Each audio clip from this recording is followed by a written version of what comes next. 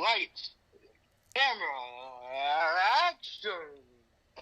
Ladies and gentlemen, the long-awaited day has finally come. Welcome. We have the man, the myth, the legend, Slimshady, just chilling. If you've watched content here on the channel, especially if you've been in any live streams or if you're in the Discord server, you know Slim has been a long-time viewer, long-time participant, and a long-time assistant general manager. Comedian. Comedian here on the channel. He's had such an impact in so many different ways. You love to hate him. And he's one of a kind. He's one of a kind, and he's been waiting a long time to get his voice here on the channel. Many people have been asking to hear it, and tonight we're going to be going through the bracket challenge for the 2024 NHL postseason, and Slim and I will be going through some of our choices. I have my own that already went up earlier this afternoon, and Slim is really going to be guiding this one on his own, giving his thoughts on the season that was and the postseason ahead. So Slim, say hello to the people. What's up, dorks? Nah, I'm joking. What's up, guys? Pleasure to be here on this podcast. Looking forward to conversing with everyone, giving my thoughts. Not gonna lie, I'm kind of nervous. I've never actually done anything like this before. You know, with a YouTuber that has over 10,000 subscribers or something like that now. It's insane. But yeah, pleasure to be here. Looking forward to doing this, and let's get right to it. So, kind of been an interesting season, to say the least. A lot of memorable moments with the whole Calder race, the Hart Trophy race. You have the Caps being the underdogs, squeaking in. I really want the Caps to, put up a good fight, because they're the underdogs and stuff. But I also want to say that it's a pleasure to be here. And just gonna voice my thoughts. A lot of scoring this season. A lot of Matt Rempe. That whole story has been really cool. And so let's just jump right into it, man. All right, let's do it. Happy to be here. Great, thanks, Slim. Appreciate you.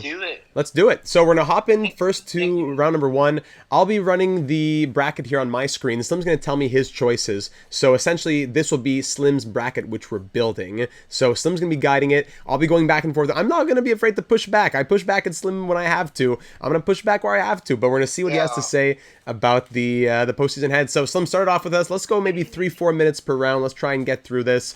Dallas versus Vegas. Right. Who do you have and why? This is an interesting series. It's really going to be a tough one to say. We all know Dallas is just this great team. We all know this. Vegas has had some injuries. This series is going to come down to goaltending. And really just who makes the least amount of, screw-ups, honestly, because we all know that these are two well-coached teams. My issue, though, with Dallas is that Pierre DeBoer Here he is just not a good playoff coach. Here he is. And, you can just look at the history behind it. He's had so many great teams, and he's always fallen short and always choked. And so I honestly have to give this one to Vegas. I know this sounds insane. I just think a Pierre DeBoer-led team, and it hurts because I like the Stars. But this is a Pierre DeBoer-led team, and we all know Pierre DeBoer teams are just never going to win anything. Well, that Peter DeBoer team is 8-2-0 coming into the postseason right now. They're in their last 10 games, and they've won their last 2 on top of it. 52-win team. I get what you're saying with Pete DeBoer. But there's Jason Robertson and Miro Heiskanen are not going to have an open net to shoot and think, here I go, here comes the puck onto my stick, oh no, Pete DeBoer is my coach, and it goes into the stands. I don't think that's going to be happening. Yeah, also Pete DeBoer-led teams do choke in the conference final more often, so I guess I'm being a little too harsh here saying that they're going to go. So they're going to choke, but not yet. Yeah, I guess that's fair. Normally Pierre DeBoer gives your hopes up and then falls apart at the very end. He will take you to the dance, but he won't take you to the dance floor. That's the best way to put it.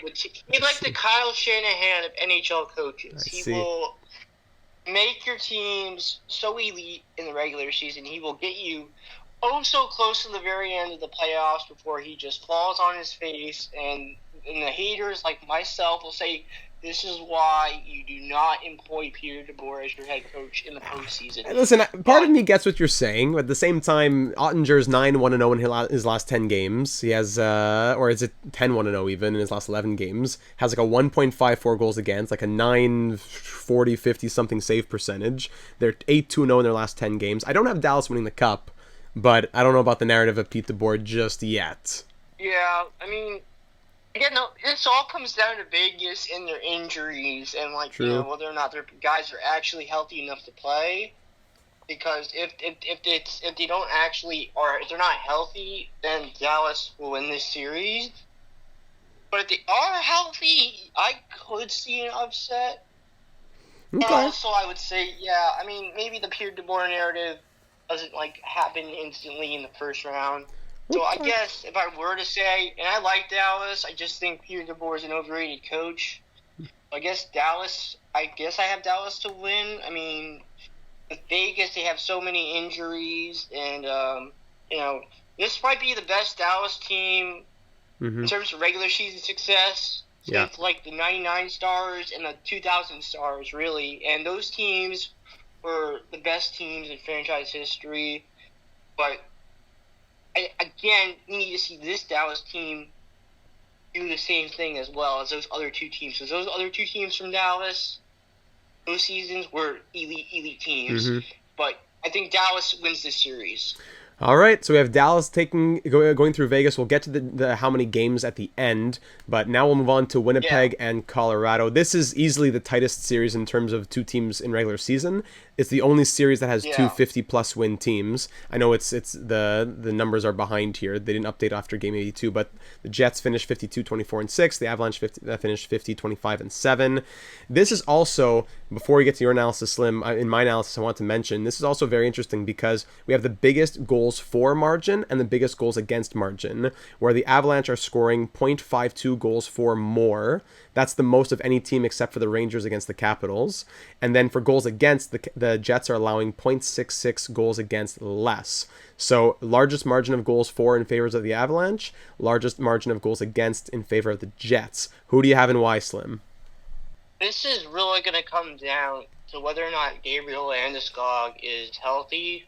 And the reason I say this is because people want to look at the point totals and the starting players. Landeskog is one of the best players on this team. You can even argue that his leadership puts him into the top three for this team in terms of impact on winning. Does not get enough credit, in my opinion, for like what he does on both ends of the ice. He's a 200-foot player, physical, kind of like Peter Forsberg, but with not as much offense. A rare breed that is unfortunately dying in this modern era of hockey. But to continue my point, I think Landeskog being out, if he's playing in this series and is actually, you know, not cold, I think the Avs could pull this off. I'd say it would be in like a 7-game series. Definitely 7, But without Landeskog, though, unfortunately, I think that this really hurts the Avs because, as we saw last year, I know Nichushkin was out and stuff, but like Landeskog not being there last year definitely hurt the Avs in terms of like the leadership and in terms of calming down the Avs in their play against Seattle, which was definitely a reason why they lost that series. Also, just like this is all going to come down to Landeskog playing and. Like, the leadership. If Landeskog's not playing, someone on the Avs needs to step up and take the leadership role and not, like, take stupid penalties, because that's what they did last year. Right. And, well, speaking of people being out there, even Drouin out for round 1 now. That just got announced a little while ago. So, and, you know, he only scored 50-some points, well, and you say only, but in his postseason history, I believe he has something like 22 points in 31 games. So Drouin has an impact. He's been a playoff performer before. Now, I personally did have the Avalanche going through. Part of that is just eventually you got to choose an underdog. If you choose the top seed to go through in every round, then in the end you get Dallas versus the Rangers in the Cup final, and Rangers win, and you know when's that going to happen? But I did end up having the Avalanche just because I think that's how tight this series is. Not that they're so much better than Winnipeg. The Jets are coming in as one of the hottest. Actually, they are the hottest team coming into the postseason. They have an 8-game winning streak coming into the playoffs. But I think the Avalanche have the experience. I don't believe in guys like Georgiev that much, but I believe in McKinnon that much. I believe in Makar that much. And if they can win with Darcy Kemper, I think they can use the experience to get through. The Jets, I'm not totally convinced on their scoring. I know the defense, they have the best goalie in the league, but I don't know. It would be devastating for either team to lose in this first round, but someone has to. Yeah. I mean, again, this extract, and the thing is that the only reason why I think the Jets could win this series is because of Hellebuck. I mean, I know they have Brossoit too, who also really helped in the first round last year against with Vegas against Winnipeg. It really just comes down to just the leadership aspect of things. I think the leadership is really going to determine who wins the series, because Adam Lowry is a great player, great captain. Colorado is without their captain, and I've said this before. Landeskog does a lot of things that go unnoticed, and I'm not convinced with Georgiev. He's kind of the Avs in general, they're a lot more top heavy than the Jets. The Jets have more depth on offense and defense, but the Avs have the more powerhouse, right. Offensively gifted players that are a lot more explosive. I feel like this is going to be a 7-game series. To me, I had the Jets going on because of just the depth, and because if Landeskog is not playing, I think that definitely hurts the Avs, and that's just my reasoning behind it. I think that it will just come down to that, and that's why I have the Avs losing this series, unfortunately. So the Jets take it then. I'm sorry, Avs fans, but this is just my opinion, and if you don't like it, then River, I guess. There you go. Let those tears flow. So you're talking about the scoring. Here's the scoring. I find it drops off a cliff for the Jets after their top guys from 61 to 38. Yes, keep in mind Velarde injured. Yes, keep in mind Toffoli came in and Monahan came in. But I'm not totally convinced by the depth of scoring in Winnipeg. Meanwhile, in Colorado, it's not incredible either. When you have the higher top end guys, 140, 104, 90. Drouin not there. Nichushkin, well, he's a point per game guy when he's healthy. So I gave the 50.1 to 49.9 edge to the Avalanche, but Slim has the Jets. That's all right with me. It's not from a place of the Colorado Cones like it has been in the past. He has a new respect. He's grown a respect for the Avalanche, which I have come to respect as well. And from there, so Slim has Dallas. I'm thinking the Yzerplan already. We got Dallas versus Winnipeg going through to the second round. Now, moving to the next round, we have Vancouver and Nashville. What do you got, Slim? I want to shout out my man, Pat. Sully Old Sports. Nashville, great team, great city, passionate fans. I think that this is a team, though, with Nashville that they could definitely physically beat the crap out of you. I said crap, I'm sorry to anyone out there on YouTube for saying don't monetize this channel, please. But this is interesting. I think that obviously Vancouver has the edge basically in every department, but this is the playoffs, and Nashville to me is a more physical team. Mm-hmm. However, I think Vancouver is getting slept on constantly. Yeah. I think that people are kind of disrespecting them a little bit. Mm-hmm. They weren't even supposed to be in this position. Everyone was saying, they're not really this great team, but Rick Tocchet, to me, is probably going to win the Jack Adams this year, and I think he deserves it, especially because of this. I think that it's well deserved for him.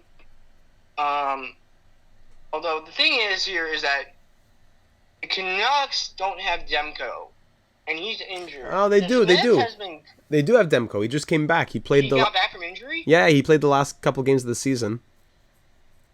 That's a game changer, eh? It's a big game changer. Yeah, the Smiths can still be good, but the Smiths not Demko. Sure, look at this though. Look at goals saved above expected. Thatcher Demko, number 2 in the league. So having him healthy goes a long way. Yeah, and I know Saros is great too, but right. He hasn't been as fantastic this year. Mm-hmm. I'm not convinced. I feel like Nashville would put up a hard fight. I think Vancouver with their depth, I think they have a better just overall team. I think Nashville, like, they have Forsberg, they have Yossi. Outside of that, I mean, they have O'Reilly. They have Yeah. a lot of just players that are making names for themselves. I think this is Evangelista, more of like a Tomasino, young they're team. growing. Yeah. Yeah, I think this is more of like a young team, though, that is kind of just trying to make a name for themselves and put up a fight. I think that this goes to Vancouver in a 6-game series, I'd say. I agree with No everything offense you're to saying. Nashville.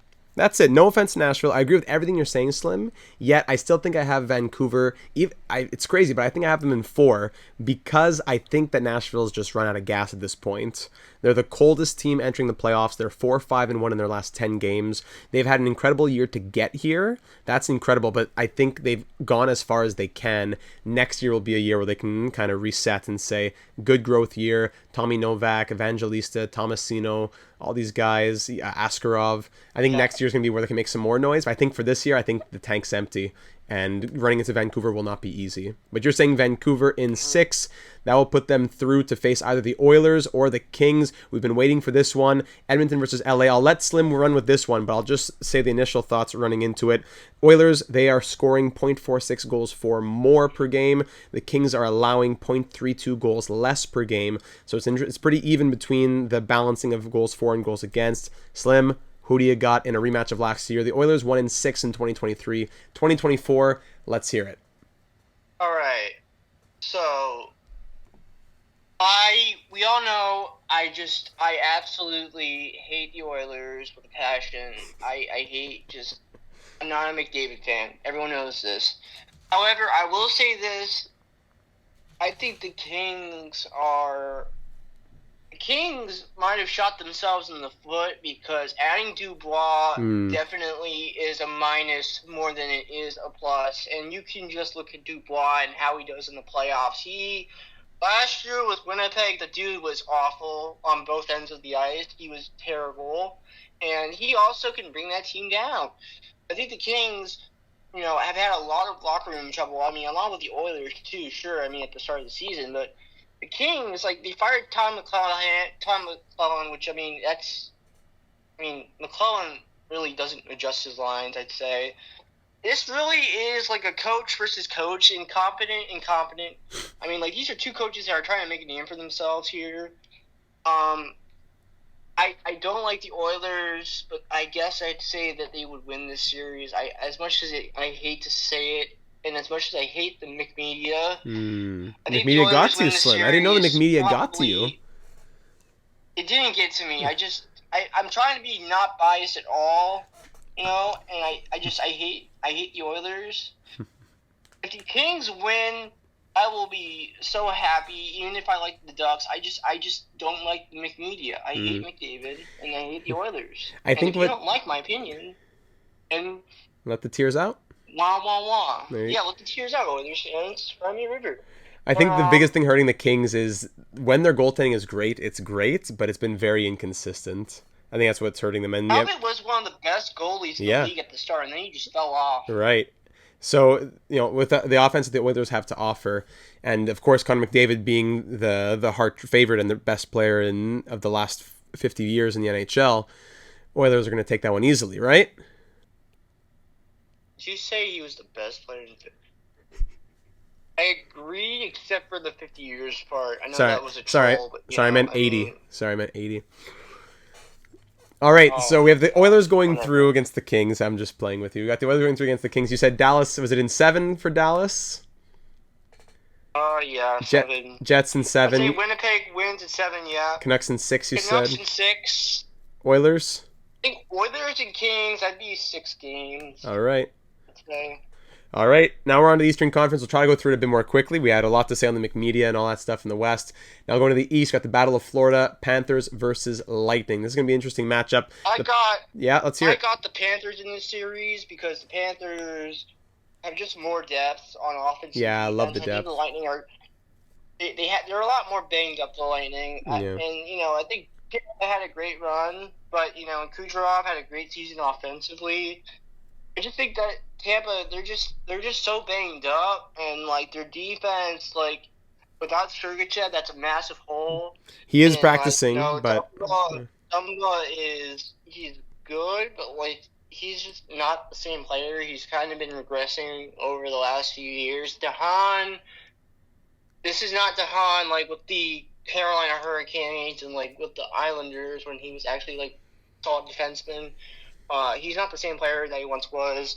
The Lightning, it really just depends on their rookie defense and Vasilevsky. But Vasilevsky, even he's been on and off as well. Vasilevsky did not impress me. Right now, you see, it's really just all about the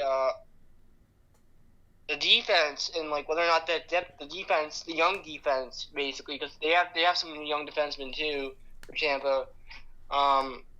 Whether or not they actually could step up and fill that role.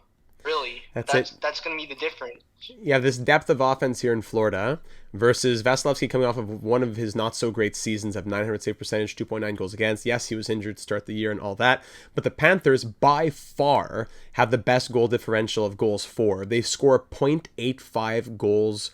For goals against, 0.85 goals against less per game with their tandem of Stolars and Bobrovsky, possibly the best tandem. I would think the best tandem in the league, 3rd and 6th for goals saved above expected. 2 goaltenders from the same team. So I don't, as good as Lightning are, as much experience they have in the Stanley Cup final, as good as their top guys are in Kucherov, Stamkos, and everything, I think without Sergachev, with the rookie defense, and with Vasilevsky having a so-so year, I think it's got to go Florida's way. So you say Florida as well, Slim. I think Florida wins this game. Yeah. I think Florida wins this game. Wins this in like a 5-game series or 6-game series. Okay. I gave it a 7-game series, but not a typical 7-game series. The 7 that I have in Colorado and Winnipeg is a 7 where it's a battle back and forth. I have 7 over here because I think the Lightning have the depth, not the depth, sorry, I should say the playoff experience to grind out a few overtime wins, but I think the Panthers their wins will be like the 5-1s. I think the Lightning's will get a few overtimes, and I could see it 6 or 7, but I'll say Panthers in 7. So we both have Florida going through. Boston and Vancouver in the finals in 2011, where like Vancouver got destroyed in like games that Boston won, but then like when Boston lost, Vancouver barely. There you go. That's exactly what I'm saying. Yeah. So up until this point, our brackets are identical aside from Colorado and Winnipeg. Moving on now to a good one in Boston and Toronto. I don't think Toronto's beaten Boston in the playoffs since like the 1950s. So who do you got here, Slim? Yeah. Nylander is a game time decision tonight, but the Leafs have the best road record of any road team in the postseason. That's the regular season. That's it? That's the regular season, though. Okay. I don't care about the regular season numbers. Wipe it all away. Means nothing. Everyone scored 0 points. McDavid is the same as Scott Mayfield. Let's do it. And Nick Dowd. I'm like ready defensive wizard Nick Dowd. So I know as much as people want to make fun of the Leafs and like for getting owned by the Bruins the past 3 years, when they met in like 3 years, but 2013, 2018, 2019, this Bruins team is without Bergeron and Krejci and Chara, so that definitely was a factor into why those Bruins teams absolutely beat the crap out of the Leafs in a 7-game series. So without those guys, and relying on Charlie Coyle and Pavel Zacha, who are fine players, they're not like Bergeron or Krejci, and McAvoy is good, but he's not Zdeno Chara good. McAvoy is a fantastic defenseman. He's not Zdeno Chara. Zdeno Chara is one of the best defensemen. Yet the Bruins keep doing it. They thought it last year. They won the record of most wins in a season. They thought it again this year. They won 47 games at the 7th seed. So I agree with you. I don't think Zacha and Coyle hold a candle to Krejci and Bergeron. Yet here they are. Yeah, I mean this really all comes down to Ullmark in Boston, specifically Boston's defense, and whether or not they will step up when it matters most. Because last year, we remember last year when Boston had the best offense and defense in the regular season. And really, I mean, defensively last year in the playoffs, Boston completely fell apart. And their goaltending especially fell apart as well. This is going to come down to whether or not Ullmark and Swayman 4 and 7 for goals saved above expected. Last year and not choke this year like the Leafs always do. But, the Leafs, Leafs, I don't know, man. I don't know. Nylander, I don't McMahon, like the Leafs. Yarncrow. I don't like the Leafs defense. I think the Leafs defense is like Morgan Riley's their supposed number one defenseman, but he's not like an actual number one defenseman. He's like a second pair guy Samsonov who provides shaky at offense, can't play times. defense. Yeah. Uh, So that being said, I who do you guess. have in how many games then? I mean, given Boston and just their physicality, I think Boston would win. Is Pat Maroon more Yeah, clutch than? Let's see. Is he more clutch than McDavid? That's an easy one. McFraud hasn't won a conference final game yet in his career. So Did you know that? what's the answer then? Who's more clutch, Maroon or McDavid? Well, Maroon has more conference finals wins. Well, there you So, go. I mean, it's pretty obvious. Case closed. All right, so the Bruins would go through to face the Panthers in a rematch from last year. Rangers and Capitals now the biggest mismatch of the entire postseason. In terms, not maybe not in terms I of. got my Ovi. I got my Ovechkin jersey with me. All right, you Caps haters are gonna dog this team every time because they made the playoffs, whereas you Detroit and Pittsburgh fans are crying because Ovi made the playoffs. You Detroit fans are crying because Torts pulled the Philly goaltender, even though Philly was trying to make the playoffs in general. How about Detroit fans? How about your team doesn't choke at the end of the season? How about that, Yzerman fans? The Yzer plan's fraudulent, okay? And the Erik Karlsson trade didn't do anything for the Penguins. They missed. Karlsson's still overrated. He doesn't play defense. No? I mean, both fans can cry me a river, honestly. Philly, you have my respect, though. You have my respect, Philly. I respect you. But, Capitals, I would love to see the Capitals pull off an upset. Honestly, I think the Rangers are overrated. I legitimately think the Rangers are overrated by fans. I don't. They have not came through in the playoffs. They haven't. I don't like.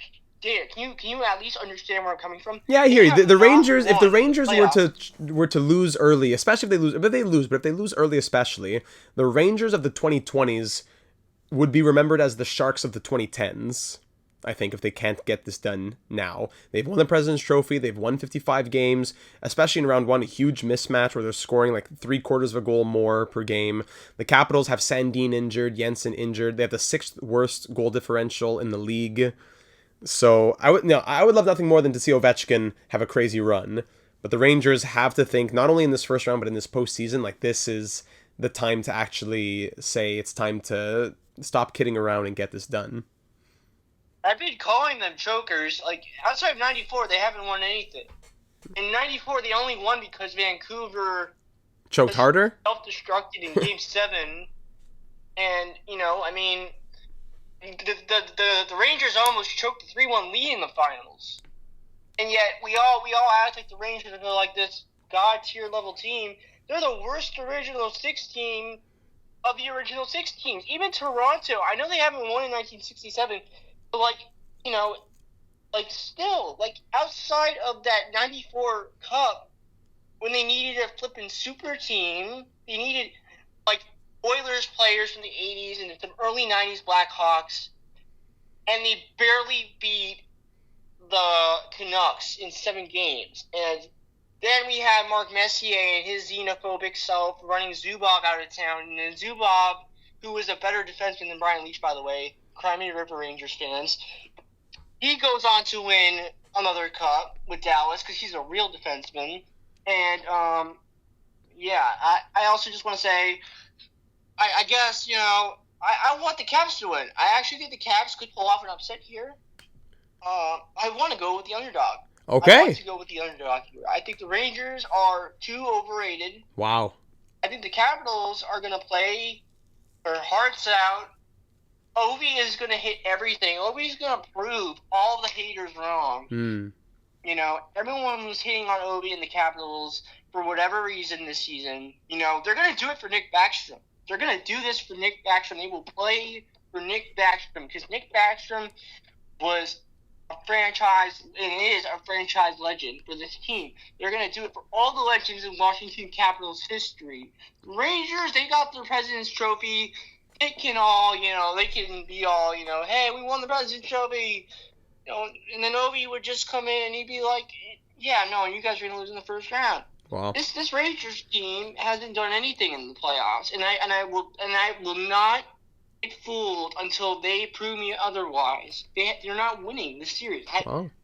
And you know what? Maybe it's my hatred towards the Rangers and how overrated they are. But you know what? I mean, I guess if I hate the Oilers, then I guess I might as well say the Rangers will win this series. But then again, I think the Capitals, I don't know. I feel like this could go in a 7-game series then. I think the Rangers would win this series, I guess. All Rangers win in 7?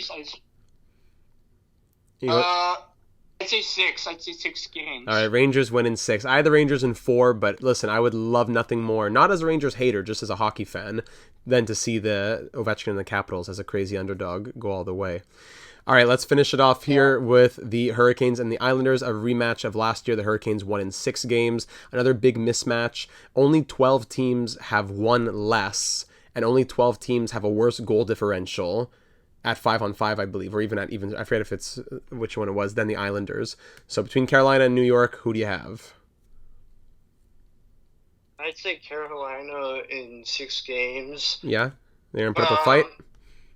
I think the Islanders, this is just what they are. They're going to play some games. They're going to try to win games and stuff, and they're going to try to beat people up, but they're not going to, really, I don't know, they just don't have... It's going to be depending on the goalies, really. I mean, I know Anderson has been good, but, Anderson's, 34 years old. Yeah, but he's been very good. He's been very good. If you look at his numbers, Freddie Anderson, 13-2, .932 save percentage, 1.84 goals against average, while for their Islanders, they have Sorokin sitting, and Varlamov's going to be starting. Sorokin's been off this year. Yeah. Sorokin has been off this year, but Varlamov's been good. So Varlamov will start. It's a battle of 2 older goaltenders, and I think Freddie Anderson takes it, but I think also Varlamov's going to do well. But that being said, I think the series goes 6 games, and the Islanders unfortunately bow out. Mm-hmm. But Varlamov's going to try his best to, put up a fight. All right, so you have the Hurricanes in 6, Panthers. You said in how many? I'd say 5. Panthers in 5. Yes, Bruins. 5, 6. Bruins in 6, and you said Rangers in 7. No, Rangers in 6. Rangers in 6. Yeah, I meant Rangers in 6. All right, Rangers in 6. So we have only about 3 minutes left to wrap this up. There are our first round matchups, ladies and gentlemen. There's a lot more we could say, and a lot more we will say in the future with Slim. If we just were to quickly run through the rest of the postseason, Slim, without going into deep matchups, Dallas, Winnipeg, who do you have there in round 2? I'd say Dallas. Okay. Actually, no, Winnipeg. Okay, Winnipeg. I'd say Winnipeg. All right. Yeah, Winnipeg. Vancouver, Edmonton. Vancouver. Easy, eh? Vancouver, without a doubt. How many points does McDavid get in there when they get swept out in 4 games by Vancouver? How many points does McDavid have? What's his plus minus? He'll be point per game, 2 points per game, but it won't matter because he'll be a minus 5, and the McMedia will still praise him even though he can't lead a team. All right, Panthers Bruins in the Eastern Conference rematch of last year. Panthers. I mean, the Bruins are gonna get the crap beat out of them. All right, and Rangers Hurricanes. Rangers Canes. I want the Canes so badly. But thank you. Canes. All right, Canes. Western Conference Final. Who's going to the Cup Final in the West? Winnipeg or Vancouver? Oh man. All Canadian matchup. A Canadian team back in the Stanley Cup Final. I think realistically, there's a good choice here. There's a good chance for any of the 3 teams. I think one of them could make it this year. Oh man, this is tough. Mm-hmm. I want to say. Okay. Vancouver fans have suffered enough. I want Vancouver to make it. All right, Vancouver. I want Vancouver to make it. Facing the Panthers or the Hurricanes? Florida. All right, Florida. Canucks and Panthers, and who, Slim Shady, is your 2024 Stanley Cup champion? I want the Florida Panthers to win the Stanley Cup. All right, the Panthers. I'm sorry, Vancouver Canucks fans, but The Panthers are they're just loaded. They're loaded. Panthers are loaded. Panthers are loaded indeed. They have a solid offense. They have a solid defense, and their goaltending is very underrated. I hear you. All right, so there is Slim's bracket. They're going to try to upset every team, basically. They will. I think there's a good chance that Florida goes on another run as they did last year. That leaves us in the last minute or so we'll start wrapping it up there. Slim, thanks for joining us. We have a lot more that we could say. There's a lot more that we do say for hours on end in our live streams. So thanks for joining us. Thanks for being a part of the channel. And you, ladies and gentlemen, let me know. No, my absolute pleasure, Slim. Thanks for being a big part of the channel for so long. Always a little bit of hate, but so much love. Lots of love, hate going on. And let us know in the comments. Tough love. Tough love. There you go. Let us know in the comments, everybody. Do you want to hear more from Slim? What do you want to hear him talk about? Should we bring him back for another one every round? I'm sure that he'd be happy to. Just what would you want to hear him say? His biggest chokers of the year. I'm sure there's a lot of different subjects Slim could go on for a long time about. Sometimes we'll do a call on Discord and he'll just talk for a good 10 minutes and I won't say a word. I'll just be playing my Clash Royale while I'm listening. But Slim always has a lot to say. He loves watching the game, has a great mind, and he definitely has his hot takes. So, Slim, we'll wrap it there. Hope to hear from you again very soon. This man, subscribe to this man. He puts in so much hard work, and thank you for having me, guys. I appreciate it. It was our pleasure. I could get off more on my mind, but you know what? It is what it is. Well, we heard a little bit about the McMedia and the Iser plan. If you want to hear more about Slim's thoughts, then join us in the Discord server, link in the description. He's always going off. There's always, bring your rain boots, bring your rain jackets if you're going to join the Discord server, because there's a lot of tiers in there. Is it the Connor Bedard hate that's been most prevalent recently? Rock paper for Calder, by the way. I think if you're a minus 40, you don't deserve to be winning the Calder. And, people will cry and say plus minus is a bad set. If you're a minus 40 on the year, and if you're that big of an outlier, you don't deserve to win the Calder. I'm sorry. That's it. He should have carried his team. The Blackhawks should be here right now. If he was truly the Rookie of the Year, he would have had a plus 62, and he would have been here in the postseason. No Calder. I agree. Yeah, he's a fraud, and Bedard also, a fraud. If McDavid doesn't win a cup this year, if McDavid doesn't win a conference final game, he is the most overrated player in history, and that's really saying something because I've slandered so many players in all sports, but I've never seen a player get so many passes from the media than McDavid. And if McDavid doesn't get the job done this year, I will absolutely destroy all you Oilers fans out there for saying McDavid's this, McDavid's that. He ain't anything. He needs to win.